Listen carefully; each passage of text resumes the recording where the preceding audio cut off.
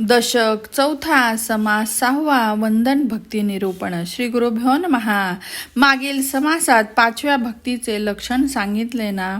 आता सहावी भक्ती एकाग्र चित्ताने ऐका. सहावी भक्ती वंदन होय. देवाला नमस्कार करावा, संत साधू आणि सज्जन यांना नमस्कार करावा आणि सद्गुरूंना साष्टांग प्रणाम करावा.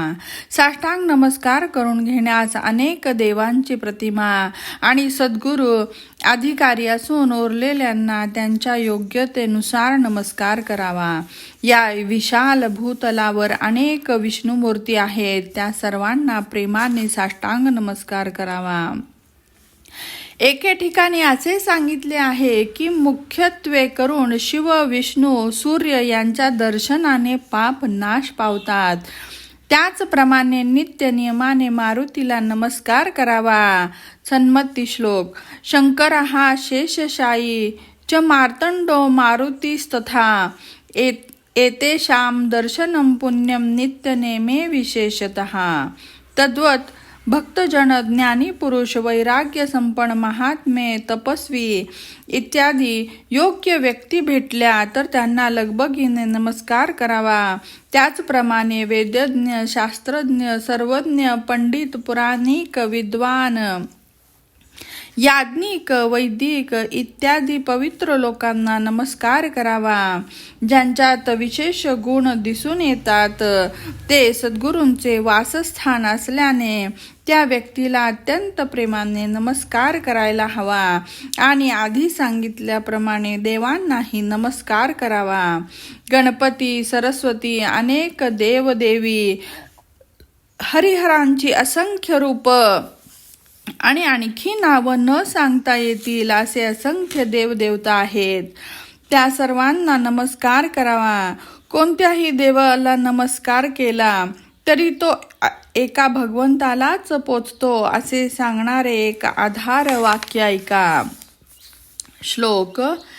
आकाशात पतितं तोयम यथा गच्छति सागरम सर्व देव नमस्काराः केशवम प्रति गच्छति.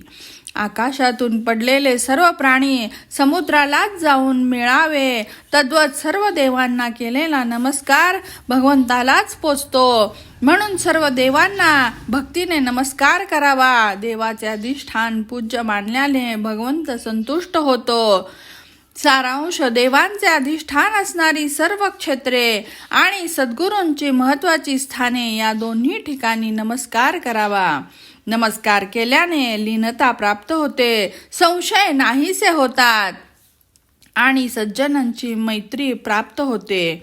नमस्काराने दोष जातात, अन्यायाला क्षमा मिळते आणि तुटलेली मनही एक होऊन समाधान प्राप्त होते.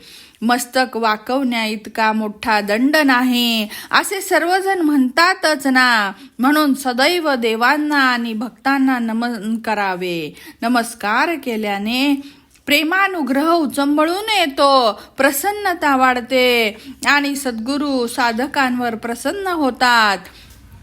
पूर्ण लीनतेने नमस्कार केला तर दोषांचे पर्वत नाश पावतात. इतकेच नव्हे तर प्रत्यक्ष परमेश्वर कृपा करतो. नमस्काराने पापी लोक पवित्र होतात.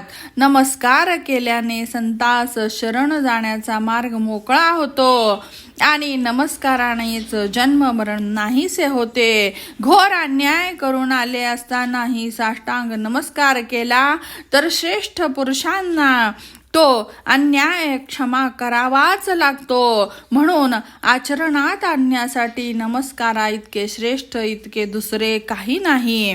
नमस्काराने मनुष्याची बुद्धी सन्मार्गाला लागते.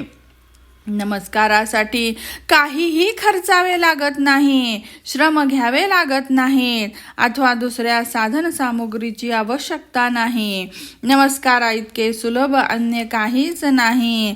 पण अनन्य भावाने मात्र नमस्कार करणे आवश्यक आहे.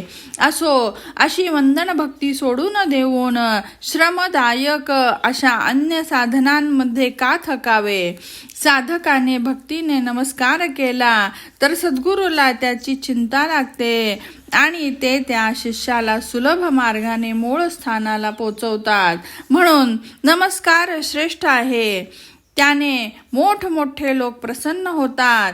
आता 6व्या भक्तीचे स्पष्ट प्रतिपादन करून झाले. इति श्री दासबोधे गुरुशिष्य संवादे चतुर्थ दशके वंदन भक्ती नाम षष्ठाः समासः.